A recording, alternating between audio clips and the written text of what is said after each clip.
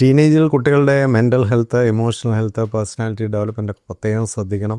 അമിതമായിട്ട് കംപ്ലൈൻറ്റ് പറയുന്ന കുട്ടികൾ, അമിതമായിട്ട് കള്ളം ചെയ്യുന്ന കുട്ടികൾ, അമിതമായിട്ട് ടെൻഷൻ കാണിക്കുന്ന കുട്ടികൾ, ഫിയർ കാണിക്കുന്ന കുട്ടികൾ, അഡ്ജസ്റ്റ് ചെയ്യാൻ ബുദ്ധിമുട്ട് കാണിക്കുന്ന കുട്ടികൾ, ചെറിയ കാര്യത്തിന് പോലും ഭയങ്കര ടെൻഷനും സ്ട്രെസ്സും ഒക്കെ കാണിക്കുന്ന കുട്ടികൾ, ഇതൊക്കെ അവരുടെ മെൻ്റൽ ഹെൽത്ത് കുറയുന്നതിൻ്റെ ഒരു ലക്ഷണമാണ്.